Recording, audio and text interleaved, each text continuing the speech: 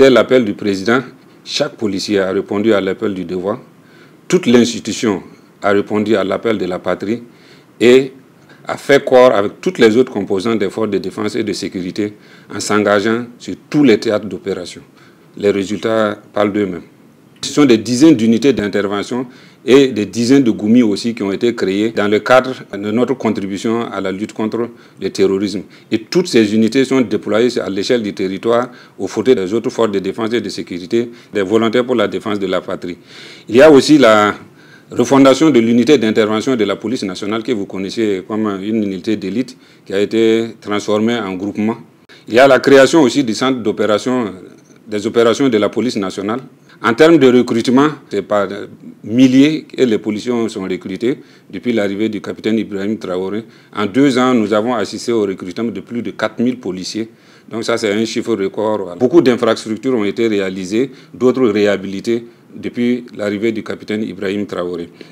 Sur le plan de la formation, on a assisté à un vaste renforcement des compétences de la police à travers différents types de formations, des formations intensives et des formations spécialisées. À une certaine période, il y avait des guéguerres par rapport à certaines considérations en ce qui concerne la police. Avec l'arrivée du capitaine Ibrahim Traoré, tout cela s'est envolé. On a assisté à un renforcement, un resserrement des rangs. Les forces de police ont fait corps avec toutes les autres composantes des forces de défense et de sécurité, avec les volontaires pour la défense de la patrie. Et aujourd'hui, quand vous partez sur le terrain, vous n'arrivez pas à faire la distinction entre les différentes composantes. Les gens évoluent dans une unité d'action et c'est vraiment dans une fraternité d'armes que les choses se passent sur le terrain. Au bout de 2 ans, tout ce que la police a acquis comme logistique de la lutte contre le terrorisme, j'avoue que c'est un chiffre qui fait rêver. Il y avait cette guéguerre autour de l'armement de la police. D'aucuns pensaient que la police n'avait pas droit à un certain type d'armes. Donc les policiers étaient déployés, mais sans les moyens qu'il faut pour assurer ni leur propre défense, ni la défense des populations. Il a fallu attendre jusqu'à l'arrivée du capitaine Ibrahim Traoré pour casser tous les codes, pour que toutes ces considérations tombent. Et aujourd'hui, j'ai pu vous dire que la police nationale dispose de pratiquement toutes les catégories d'armes. Il y a eu beaucoup d'acquisitions d'armes, aussi bien les armes individuelles que les armes collectives.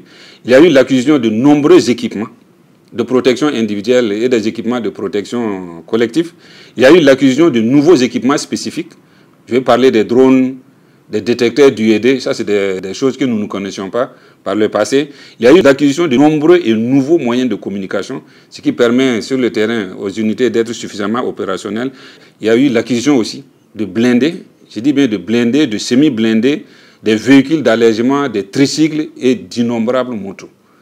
Ça, c'est vraiment une révolution. C'est d'une révolution qu'il faut parler, pas de simple changement.